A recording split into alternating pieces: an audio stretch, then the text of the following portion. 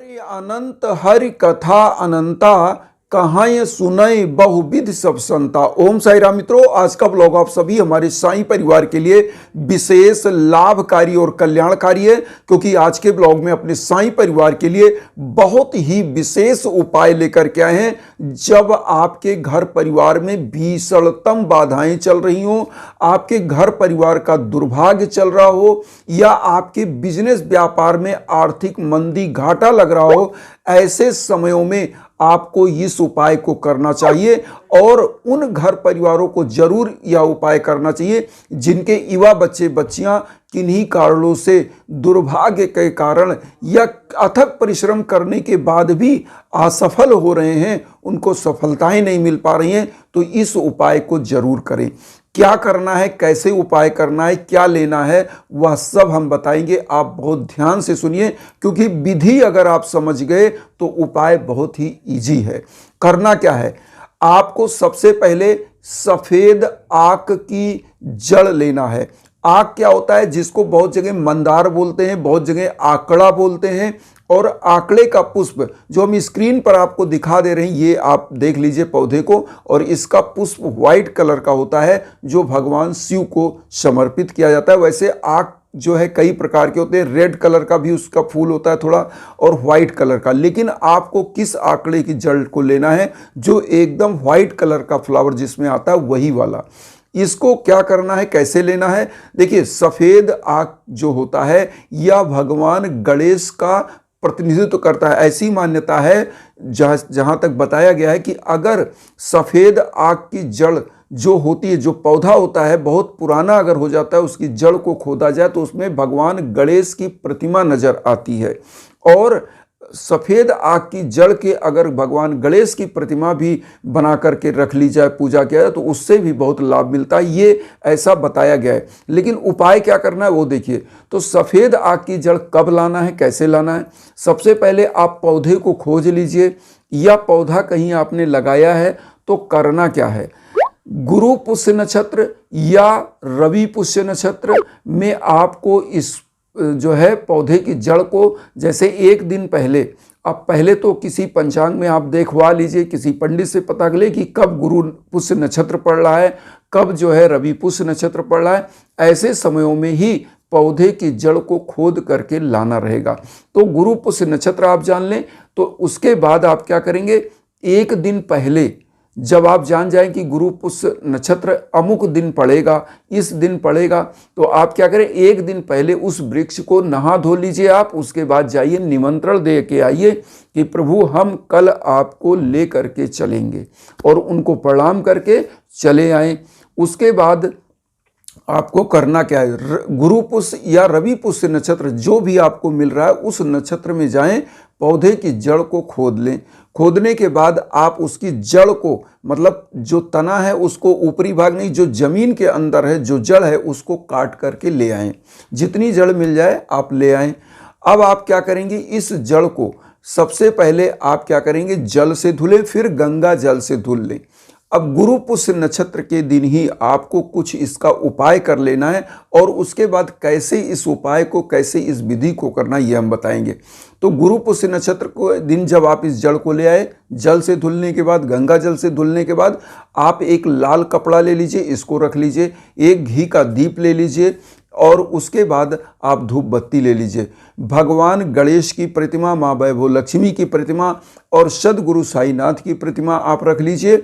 और उसके बाद आप क्या करेंगे, इस सफ़ेद आक की जड़ को आप अभिमंत्रित कर लेंगे। कैसे करेंगे, सबसे पहले भगवान गणेश के एक मंत्र का आप एक माला जप कर लीजिए, और लाल चंदन, पीला चंदन, रोली, कुमकुम मिला करके सबको एक कर लीजिए। और इस जो जड़ लेके आए इस पर चंदन 7 बार आप किस उंगली से, जो ये रिंग फिंगर होती है जिसको अनामिका बोलते हैं, इस अनामिका से 7 बार चंदन आप लगाएंगे। क्या कहते हैं, ओम गंग गणपतये नमः।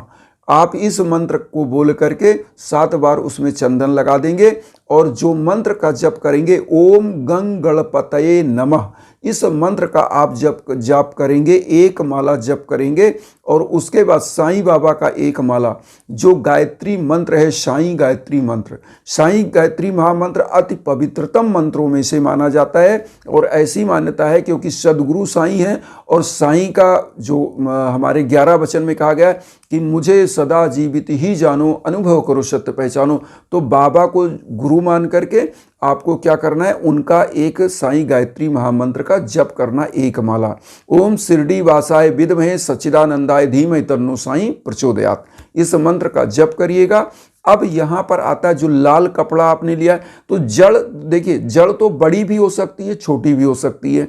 तो जितना जड़ आप लेकर के आए हैं, मान लीजिए आपके परिवार में 2-4 लोगों को आपको इस जड़ को आपने अभिमंत्रित किया, अपने बच्चों को देना चाहे, आप स्वयं अपने लिए कर रहे हैं, अपने व्यापारिक स्थल के लिए कर रहे हैं, अपने घर के लिए कर रहे हैं। तो करना क्या है, थोड़ी सी मतलब जितने आपके सदस्य हैं घर के, जिनको जिनको आप देना चाहते हैं या आपका जहाँ जहाँ रखना चाहते हैं, उसके लिए उसके टुकड़े कर लीजिए, छोटे छोटे टुकड़े।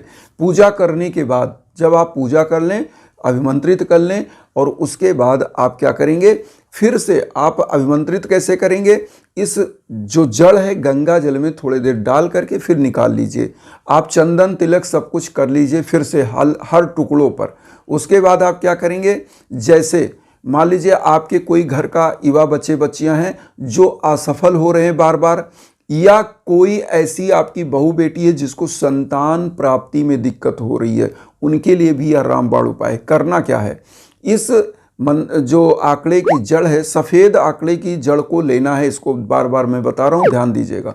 तो इसको क्या करेंगे कि जब आपने पूजा कर लिया, जैसे हमने बताया विधि विधान से, घी का दीप जला लीजिए, धूप बत्ती जला करके, और साईं बाबा गणेश भगवान सबकी आरती करिए। उसके बाद जो लाल कपड़ा रखा है आपने, जितने लोग लेंगे सबको लाल कपड़े में बांध करके ये जड़ आप देंगे, छोटा छोटा टुकड़ा कर लीजिए। तो पहले जब मान लीजिए आपके घर का, जैसे मैं बता रहा था, कोई युवा बच्चे बच्चियां जो किसी कार्य क्षेत्र में सफलता नहीं मिल पा रही, कंपटीशन में सफलता नहीं मिल पा रही, उनको क्या करना चाहिए, उनको छोटा सा टुकड़ा लाल कपड़े में बांध करके अपने पर्स में रख लें, परमानेंट अपनी जेब में रखें। जहाँ जाएंगे यह सफलता देगा। और भगवान गणेश विघ्न हरता हैं, चूँकि आंकड़े के पुष्प को भगवान शिव को, जो शिवलिंग होता है उस पर भी चढ़ाया जाता है इसके पुष्प को।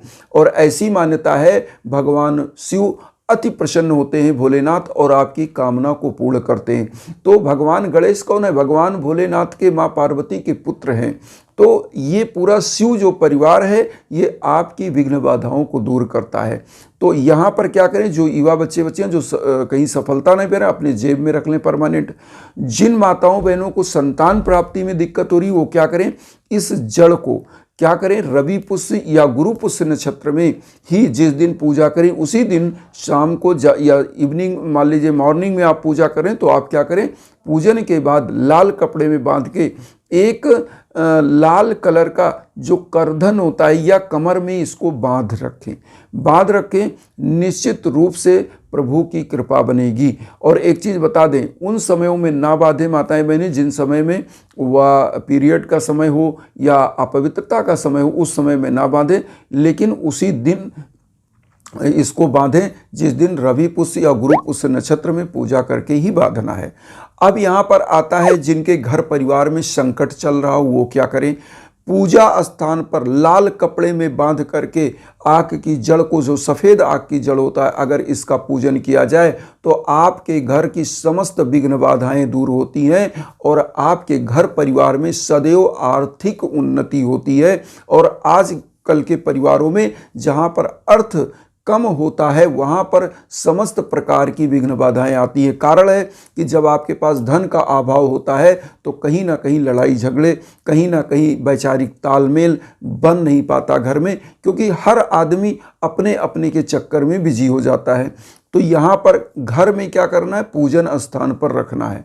अगर आपका व्यापारिक स्थल है जहाँ पर आपको बिजनेस व्यापार में घाटा लग रहा है तो आपको क्या करना है, आप क्या करिए, जहाँ बिजनेस का आपका स्थल है, ऑफिस है, वहाँ पर जहाँ पर आप पैसे रखते हैं मान लीजिए किसी ने पैसा दिया आपका व्यापारी का, और जहाँ पर आप रखते हैं उसी पैसे वाले गल्ले में ही इस लाल कपड़े में बंधे हुए मंदार की जड़ को आप ये बोलते हुए रखें कि प्रभु हम यहाँ आपको प्रतिष्ठापित कर रहे हैं, आप हमारे इस जो बिजनेस व्यापार है इसमें सदैव तरक्की दीजिए, आर्थिक समृद्धि दीजिए, और यह कहते हुए रख दें। तो ऐसी मान्यता है कि आपके समस्त भव बाधाएं दूर होती हैं, आर्थिक बाधाएं दूर होती हैं, संतान प्राप्ति में अगर बाधा आ रही तो वो भी दूर होती है, और भगवान शिव, भगवान गणेश और साईं बाबा की कृपा आप पर बनती है।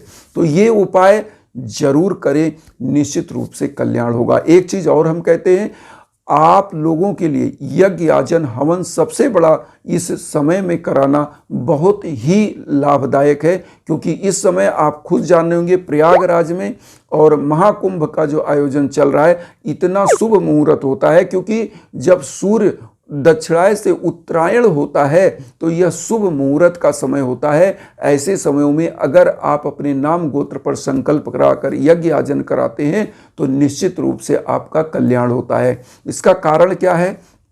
क्योंकि इस समय में लगभग 1 से 1.5 महीने का जो समय चलता है, ये सबसे शुभ और अमृत समय होता है। जिस तरह से आसमान से भगवान के यहाँ से अमृत की वर्षा होती है, इसीलिए लिखा गया है, माघ मकर गति रवि जब हुई, तीरथ पति आवे सब कोई, और सादर मज्जई सकल त्रिवेणी।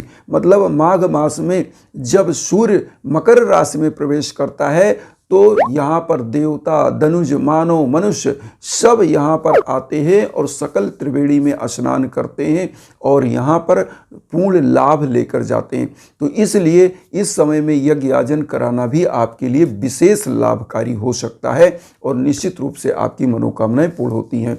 आप लोगों के लिए एक चीज़ और कहेंगे कि वसुधैव कुटुंबकम की जो भावना हम लेकर चल रहे हैं, उसमें आप सभी लोग चैनल को सब्सक्राइब करके हमें भी अपना परिवार बनाइए। उन साई भक्तों तक वीडियो को जरूर शेयर करिए जो किन्हीं कारणों से कष्ट में, दुख में। इसी भावना के साथ ओम साई राम।